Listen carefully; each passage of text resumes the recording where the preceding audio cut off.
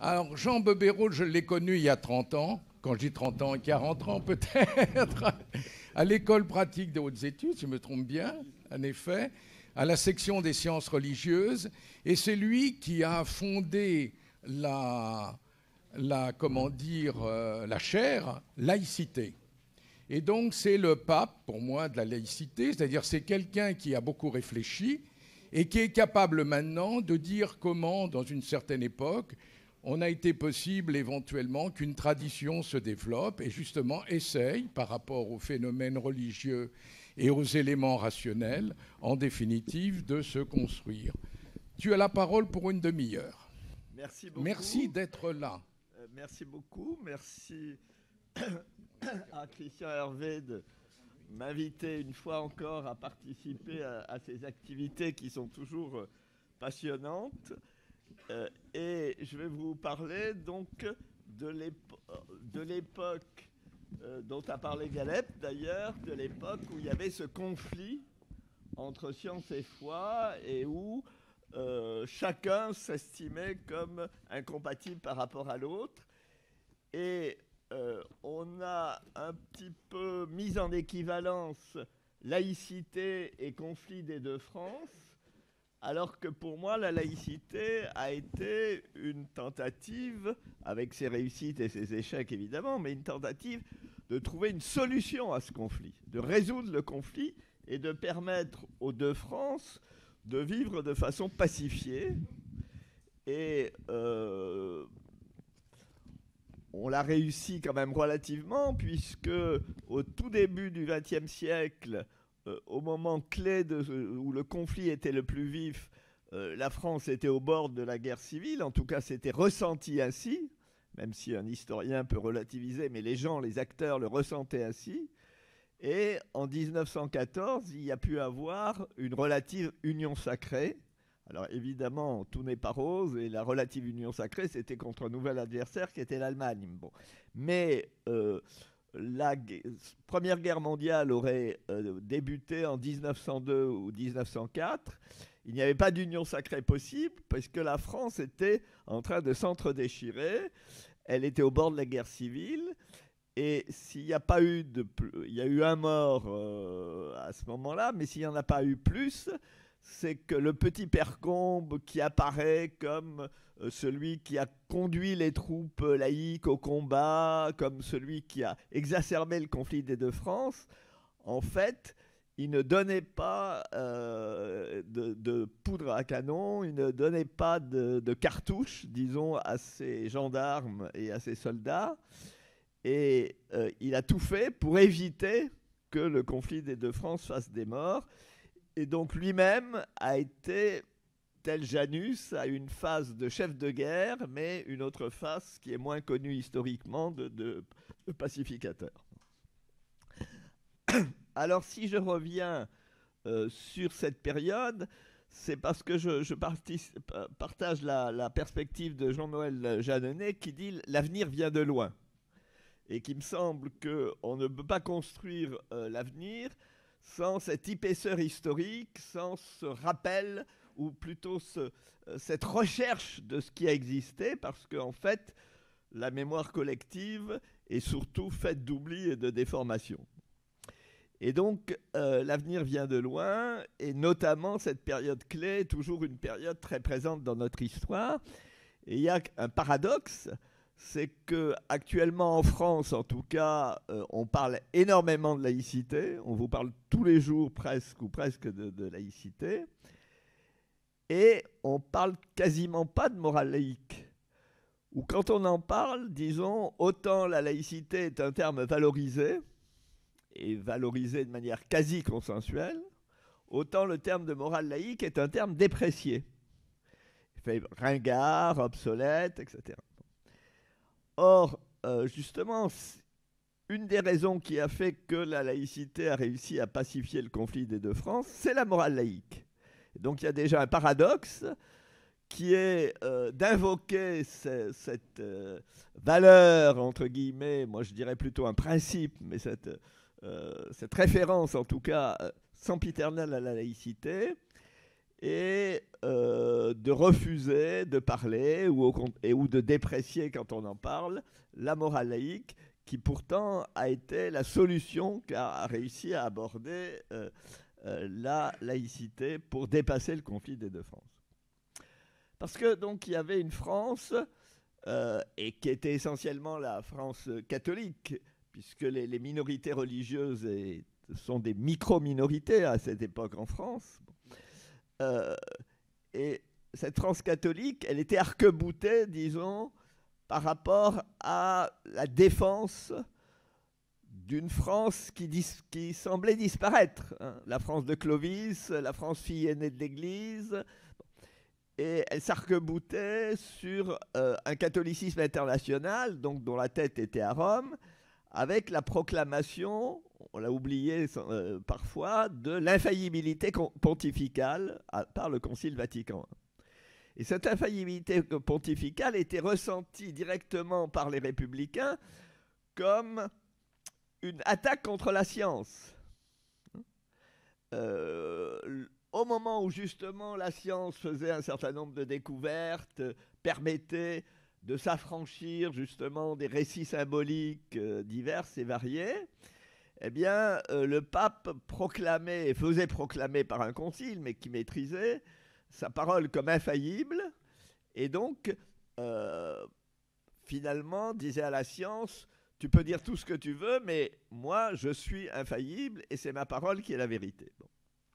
Mais inversement, bon, Galep en a parlé, il y avait ce qu'on appelait le scientisme, et le darwinisme était devenu, en France, dans d'autres pays aussi, en Allemagne, ce qu'on appelle le darwinisme social.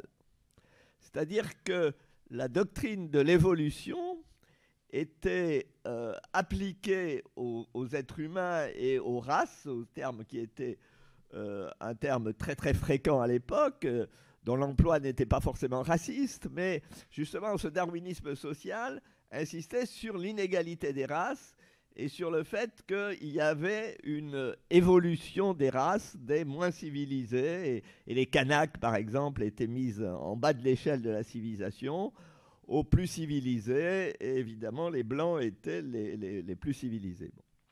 Et ce n'était pas seulement d'ailleurs les races, mais c'était aussi les genres.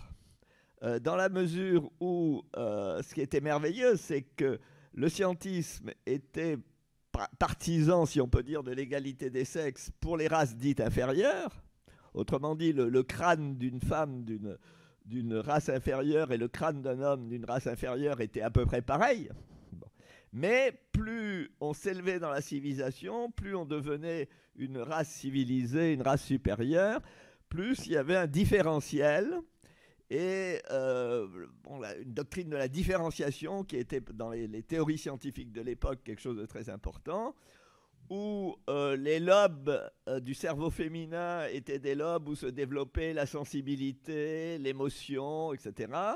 Et les lobes des cerveaux masculins étaient la rationalité, la capacité à philosopher et à faire des découvertes scientifiques. Donc, on était dans cette situation-là. Bon. Et pour prendre un seul exemple, mais qui me paraît emblématique, quelqu'un comme Charles Richer, qui était un physicien anticlérical, dreyfusard, de gauche, libre penseur, et qui aura d'ailleurs le prix Nobel en 1913. Au moment de la guerre russo-japonaise, guerre dont on a oublié l'existence aujourd'hui, mais qui a été une guerre extrêmement importante, puisque c'est la première fois justement qu'un pays émergent d'Asie a vaincu une nation européenne. Et que c'était absolument impensable au départ. Si vous voyez la presse de l'époque, tout le monde pense que les Russes ne peuvent que gagner. Eh bien, Charles Richer disait que on ne pouvait vraiment pas considérer les Japonais à l'égal des Européens et que le mieux qu'on pouvait faire, c'était de les considérer comme des frères inférieurs. Bon, c'était déjà pas mal de leur donner le titre de frère, mais à condition d'ajouter frère inférieur. Et il avait 3 arguments pour cela. Le premier argument, c'est, disait-il, même un Européen de basse classe, de milieu populaire, etc., serait vraiment scandalisé à l'extrême si jamais son fils lui disait qu'il va épouser une Madame Chrysanthème. Madame Chrysanthème, disait Charles Richer, c'est un petit animal élégant et docile, mais c'est pas plus. Le deuxième argument, c'est de dire que d'Homère à Goethe, la civilisation marche guidée par les Blancs. Alors, c'est intéressant, Homère, donc on retrouve évidemment les racines grecques, mais Goethe, c'est très intéressant parce que, étant de gauche, Charles Richer ne veut pas opposer une race française et une race germanique, ce que faisait l'extrême droite. Bon. Et il prend exprès Goethe, qui n'est pas, disons, un Allemand qui est polémique par rapport à la France. Il va pas. Bon. Mais c'est un Allemand, et donc il montre bien que pour lui, comme il est tout à fait de gauche, les nations européennes sont au même degré de civilisation. Bon. Donc, bon, mais d'Homère à Goethe, c'est les Blancs qui marchent en tête de la culture et de la civilisation, et les Chinois, les Japonais, etc., sont de pâles imitateurs. Il n'y a pas de spécificité ou d'autonomie civilisationnelle. Et puis, le troisième argument, c'est de dire que la différence entre le singe et un Japonais et un Chinois, et la différence entre le singe et un Européen, la seconde différence est beaucoup plus grande que la première. Et donc, justement, on retrouve un peu Madame Chrysanthème, c'est un peu un intermédiaire entre un animal et un être. Et quand on lit, moi j'ai dépouillé 210 cahiers d'écoliers de cette époque pour justement savoir ce qui se passait au plus près des élèves, des écoliers. Bon, et vraiment là, on a non seulement ce qu'a dicté le maître, mais ce qu'on a compris l'élève. On est dans ce fameux émetteur, justement. Et quand on lit ces cahiers d'écoliers, si on ne savait pas qu'on était en plein cette époque de darwinisme social, en plein cette époque de discours de l'inégalité des races, on ne pourrait pas le savoir. On ne pourrait pas le savoir. Au contraire, la morale laïque insiste sur la différence structurelle entre l'animal et tous les êtres humains. Pourquoi cette différence structurelle? Parce que elle prend cette distance, elle relativise un peu toutes les théories scientifiques de son époque pour prendre les choses justement directement à un côté moral, à un côté éthique. Et elle dit un animal qui mange une pomme, un cheval par exemple, ou je ne sais pas quoi, qui mange quelque chose bon, qui ne lui appartient pas, il ne vole pas, parce qu'il n'a pas de conscience qui lui permette de savoir qu'il vole. Bon. Tandis qu'un enfant de n'importe quelle civilisation, il va savoir s'il pique quelque chose qui ne lui appartient pas, il va savoir qu'il le vole. Bon. Et donc, c'est au niveau de la conscience morale que vous allez avoir cette différence structurelle, intrinsèque, qui sépare l'animal de n'importe quel être humain, même l'être humain, disons, le plus modeste par rapport aux classifications de l'époque. Classiquement, la petite fille ou la vieille femme sont de milieu ouvrier, de milieu populaire, sont considérés comme ces êtres humains le plus modestes, puisqu'ils articulent la fragilité soit de l'enfant, soit de la vieillesse, le fait d'être dans le mauvais genre, entre guillemets, à l'époque, dans le genre féminin, et bon, le fait d'être sans instruction si on est dans le milieu populaire. Mais même ça, disons, ces personnes-là ont ce qu'on appelle une dignité humaine. Et c'est ça le fondement, disons, de la morale laïque, c'est l'enseignement du fait que tous les êtres humains ont ce qu'on appelle une dignité humaine, que cette dignité humaine est inconditionnelle. est attaché au fait même d'être un être humain, et donc que personne ne peut enlever à personne cette dignité humaine. Et que personne ne peut la donner, elle est par essence, si on peut dire. Et à partir de là, il va avoir un appel à la dignité morale. Et la dignité morale, c'est pas comme la dignité humaine, c'est quelque chose de variable. On peut être plus ou moins moralement digne, bon. Mais même si on est moralement totalement indigne, on ne peut pas perdre sa dignité humaine. Et l'exemple type que donne la morale laïque, c'est l'exemple de l'alcoolique. L'alcoolique est pris de boisson, il n'a plus sa raison, il n'agit plus non plus en conscience, il a perdu en quelque sorte toute dignité morale, il se conduit de manière moralement indigne. Mais, est enseigné aux gamins, il n'a pas perdu sa dignité humaine, et donc il ne faut pas se moquer de lui. Il faut, s'il gît au bord du chemin, il faut l'aider à se relever, l'aider à rentrer chez lui, l'aider, etc. Il faut le considérer comme une personne pleine et entière. Et il ne faut pas désespérer de lui parce que quand il n'est pas saoul, il peut être le meilleur des pères, le meilleur des maris, etc.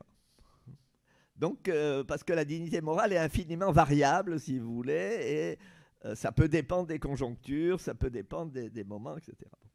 Et donc, ce dédoublement, si vous voulez, du terme de dignité permet à la morale laïque à la fois d'affirmer un universalisme inclusif et ensuite de faire face, disons, à la pluralité des situations, des conjonctures, etc. Alors, évidemment, je ne voudrais pas arriver à une légende dorée de la morale laïque. Et la morale laïque est pleine d'ambivalence à partir de là. Ambivalence au niveau des races, puisque on ne met pas en question quand même la colonisation. Et on fait de la colonisation une affaire d'éducation. La France éduque soit des vieilles civilisations comme la Chine ou l'Indochine, puisqu'il y a une colonie, c'est un fleuron de l'empire colonial, l'Indochine, qui se sont dites un peu assoupies et que la France va réveiller, soit des civilisations considérées à l'époque comme jeunes, comme émergentes, l'Afrique, Madagascar, etc., et qu'on va aider à se développer. Bon, donc, il y a bien évidemment, mais vous voyez, un niveau variable, un peu comme la dignité morale, il y a bien un second niveau, une annonce d'une certaine inégalité entre les races, mais elle n'est pas consubstantielle aux races elles-mêmes, elle est dans cette variabilité, et à l'époque, on prétend, évidemment c'est ce qui ne se réalisera pas, mais c'est pour ça que nombre de professeurs seront anticolonialistes, et donc d'instituteurs, on annonce qu'une fois que justement ces vieilles civilisations se sont réveillées, ces jeunes civilisations se seront développées, eh bien la France laissera libre et indépendant et maître d'eux-mêmes les pays qu'elle a pour le moment colonisés. Bon. Même ambivalence au niveau des femmes. Alors, là encore, si vous voulez, par rapport quand vous lisez la presse et quand vous lisez les cahiers d'écoliers, vous voyez quand même qu'il y a un sexisme extraordinaire au niveau de la presse et que les cahiers d'écoliers le sont beaucoup moins. Et c'est plutôt leur silence, disons, qui pourrait leur être reproché. Mais dans la presse, le sexisme ordinaire, mais c'est quand même quelque chose dont on a la peine à se représenter. Je vais vous donner un exemple, mais parmi mille. Quand une femme, la comtesse de Noailles, est décorée de la Légion d'honneur, la presse ricane en disant mais la Légion d'honneur, c'est fait pour récompenser des actes de bravoure, c'est pas fait pour rendre encore plus agréable de jolies poitrines. Donc vous voyez un sexisme qui atteint le corps des femmes, etc. Mais c'est un exemple entre mille. Quand il y a une manifestation de protestation au moment du centenaire du Code civil, en 1904, le Code civil, c'est quand même le Code de Napoléon. On tape tout le temps sur Napoléon, on l'appelle le dictateur, etc. C'est lui qui a mis fin à ses premières séparations révolutionnaires, etc., qui a fait le Concordat, qui s'est uni avec l'Église, etc. Eh bien, on célèbre quand même en Sorbonne son centenaire. Il y a une manifestation de femmes contre justement le Code civil et le fait que le Code civil fasse de la femme une éternelle mineure. Bon. Et la presse dit c'est une manifestation héroïco-comique. Alors, vous avez un journaliste dans un journal qui s'appelle Le Matin qui dit « Ah bah le Code civil, les femmes ont bien raison ». Bon, mais il le dit ce jour-là et on a l'impression que le lendemain, il l'a oublié. Bon. Donc, il y a un sexisme ordinaire qui est très fort dans la presse. Et je rappelle quand même que, justement, au niveau du combat pour le droit de vote, la France est parmi les pays démocratiques un de ceux ou celui où le différentiel entre le vote soi-disant universel, et c'est d'ailleurs intéressant qu'on l'ait appelé universel, puisqu'on a masqué le fait qu'il n'était que masculin, qu'il n'y avait que la moitié de la France qui votait, bon. Et le vote réellement universel, bon, le vote masculin a été établi plus tôt en France que dans d'autres pays, en 1848, et le suffrage universel a été établi en France en 1944, c'est-à-dire après bien des pays protestants, catholiques ou même musulmans comme l'Albanie. Bon. Et pourquoi? Eh bien là aussi, il suffit de lire la presse pour voir, parce que ces femmes, quand elles protestent contre le Code civil, elles revendiquent le suffrage féminin, donc le suffrage universel en fait. Et on leur répond, ah, si les femmes votent, il n'y aura plus au Parlement que des curés et des bellâtres. Donc, ce que disait Hubert Reeves tout à l'heure en disant que ce qui caractérise l'être humain, c'est le cerveau, qu'il a un cerveau développé, eh bien, ce cerveau était nié. On niait de fait que les femmes, en tout cas, aient un cerveau rationnel. Parce qu'effectivement, pour ce qui était de l'émotif, de la sensibilité, de la tendresse, de l'affection, ça, c'était bien l'affaire des femmes. Et même de résistance à la douleur, puisque ça intéressera les médecins dans la salle, on disait que quand il y avait une nouvelle expérimentation à faire qui était très douloureuse, il valait mieux la faire sur les femmes, puisqu'elles résistaient plus à la douleur que les hommes, plutôt que la faire sur un homme. Bon. Et oui, et comme ça permettait de préserver les animaux aussi. Hein. Il faut quand même voir ce qu'on y gagnait. Bon. Donc, ce qu'on peut reprocher à la morale laïque, disons, c'est d'avoir... Alors, si vous voulez, dans le discours de la morale laïque, les petits garçons et les petites filles sont égaux et ils sont des apprentis citoyens. Alors, sauf qu'on ne leur dit pas, on ne dit pas aux filles qu'elles ne vont pas voter plus tard, quoi. Bon. Alors, moi, ça m'a posé évidemment un problème de voir que les institutrices apprenaient la citoyenneté à leurs élèves, puisque les classes n'étaient pas mixtes à l'époque, hein, et qu'elles ne disaient rien du fait qu'il n'y avait pas le droit de vote. Bon. Et bon, elles étaient des fonctionnaires, elles étaient nommées par le préfet, là aussi ça datait de Napoléon et la Troisième République ne l'avait pas aboli. Bon.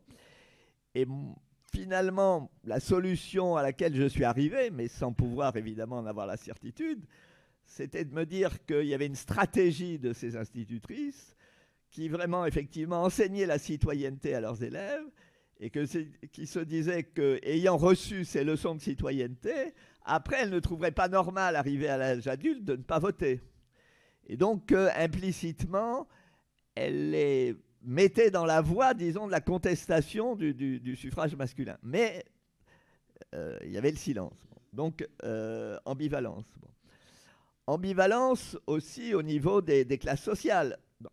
Mais là, on a vraiment une ambivalence structurelle, c'est-à-dire que quand on parle d'ordre public, eh bien, quand on parle d'ordre public, on parle de deux choses très différentes et en même temps qui dans la réalité empirique, malheureusement, coïncident souvent. C'est d'une part l'ordonnancement de toute société humaine. Toute société humaine doit être ordonnancée, doit avoir des lois, des règles, sinon c'est la loi de la jungle, ce qu'on appelle la loi de la jungle. Et la loi de la jungle, ça fait référence justement à des sociétés animales, alors qu'en fait, maintenant, on sait que les sociétés animales, elles aussi, elles ont d'ailleurs des règles. Mais donc, il n'y a pas de société où il n'y a pas d'ordonnancement. Et en même temps, l'ordre public, c'est aussi l'ordre établi. C'est aussi l'ordre établi, c'est aussi ce qui favorise certaines catégories de la population par rapport à d'autres. On le sait très bien. Bon. Et donc, là aussi, quand la morale laïque se fait civique, alors la manière dont elle résout ce problème, c'est de dire la Révolution française a été nécessaire parce que sous l'Ancien Régime, les choses étaient bouchées, mais depuis l'instauration de la démocratie, le citoyen, et là effectivement on joue sur le fait que le masculin, soi-disant en France, fait pour les deux genres, mais on voit bien que ça masque en fait le fait que le citoyen c'est l'homme. Bon. Le citoyen est maître grâce à son vote, et donc il peut engranger des réformes sociales sans avoir besoin d'une nouvelle révolution. Et on accepte de dire, et même on le dit volontiers, que la société est loin d'être parfaite, qu'il y a des injustices. Bon, il y a des références implicites à l'affaire Dreyfus. Là aussi, ça reste implicite, mais quand même, on insiste beaucoup sur le refus de l'antisémitisme, ou c'est des choses comme ça, au moment chaud de l'affaire Dreyfus, donc c'est pas innocent.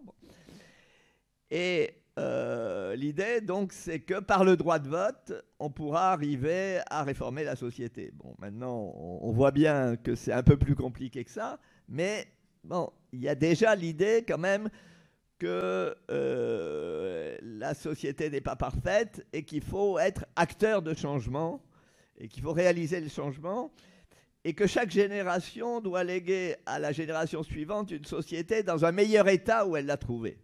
Une société plus juste par rapport à ce qu'elle a trouvé, une société plus pacifique par rapport à ce qu'elle a trouvé. Et disons que jusqu'en 1914, justement, c'est un espoir raisonnable. La Grande Guerre va évidemment changer la donne, mais c'est un espoir raisonnable. Par rapport aux religions elles-mêmes, ben, l'école laïque est accommodante, même sous le petit Percombe. Je vais vous donner un exemple, là aussi, qui scandalise certains organes de presse. C'est que le vendredi, on mange du poisson à la cantine de l'école laïque. Et la presse dit que ça heurte les estomacs libre-penseurs de ne pas manger de viande. Et que c'est de l'intolérance, etc. Et non. Bon. Alors, il y a une raison pragmatique face à ça. C'est que l'école laïque et l'école libre se disputent les catholiques, les élèves catholiques. Et que si on ne mange de la viande le vendredi à la cantine, hop, il y a pas mal d'élèves de parents catholiques qui vont passer du côté de l'école libre.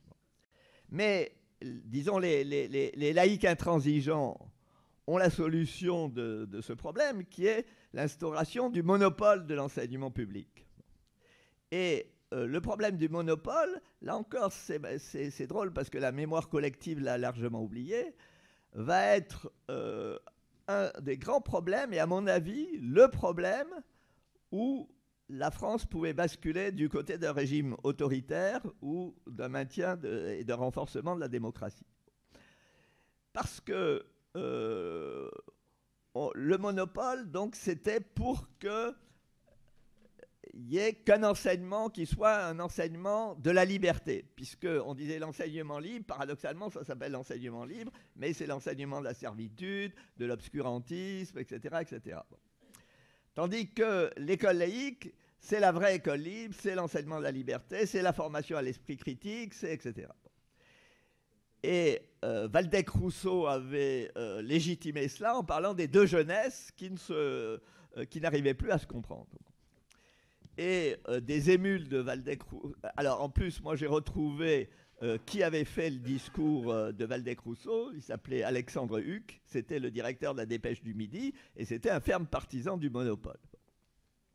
Donc il y a un lien entre ce discours sur les deux jeunesses et la demande du monopole. Et il y avait, disons, des super valdéquistes en 1904, notamment un qui s'appelait Lintillac, qui était professeur à la Sorbonne et qui, à l'époque, avait une grande réputation et qu'on a complètement oublié depuis, qui disait, bon, il faut réaliser le monopole pour justement enlever tout enseignement de la servitude. Mais en même temps, il faut faire attention parce qu'au sein même de l'enseignement public, il peut y avoir des catholiques, des gens qui sont obscurantistes et qui vont essayer d'infléchir l'enseignement de l'école. Et donc, il faudra épurer l'enseignement public. Et Huck lui-même, il disait oui, mais attention, les parents, ils peuvent démolir ce que dit l'école laïque. Donc il faudrait peut-être instituer un système de tutorat où des bons républicains soient un peu les tuteurs des enfants, notamment des ruraux, dont les familles sont un peu suspectes d'être attachées à leurs antiques traditions, à leurs antiques superstitions, etc. Bon. Est-ce qu'on peut conclure là, oui, parce que on est un peu au-delà de... Voilà. Donc, bon, vous voyez bien à quel point on était dans une dérive où la revendication de la liberté, de la défense de la liberté, aboutissait à l'abolition de la liberté. Et c'est pas Jaurès, hein, contrairement à ce que les gens croient, c'est Clémenceau, c'est Buisson qui se sont érigés contre le monopole. Alors, ma conclusion, c'est de dire que aujourd'hui, il y a toujours des projets d'enseignement de nouveau de la morale laïque, et ils avortent tous les uns après les autres. On dit aussi qu'il faut enseigner la laïcité. Je suis tout à fait d'accord, à condition d'enseigner ces ambivalences, justement.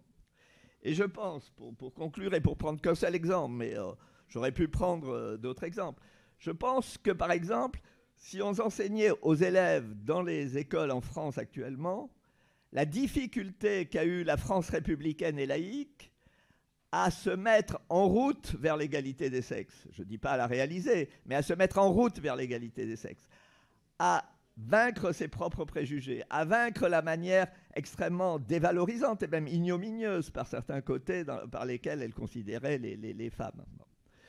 Les femmes, c'était les jeunes filles qui offrent des bouquets de fleurs à Émile Combes, et c'était tout. Bon.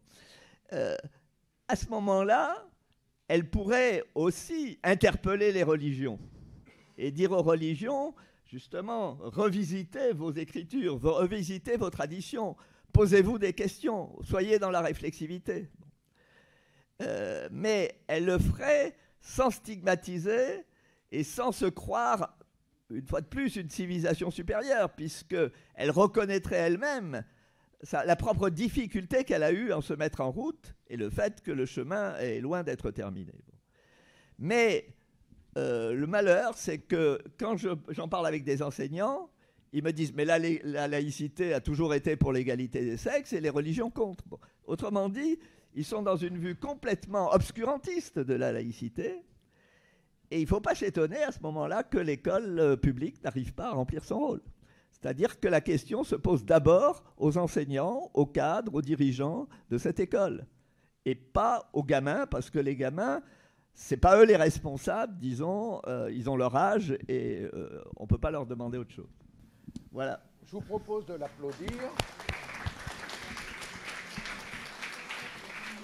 C'est un sujet particulièrement difficile, surtout en France, d'aborder ce problème de la morale laïque, et je tiens à le remercier parce que c'est vraiment le pape, comme je l'ai dit, de cette réflexion. Elle est tout à fait utile de manière à tourner autour de la dignité depuis ce matin. Tu peux y aller sans aucun problème. Je pense qu'on peut le remercier, il s'en va là, parce que lui aussi... on va profiter aussi, Hubert Reeves va nous quitter et nous tenons à le remercier particulièrement d'avoir été présent avec nous.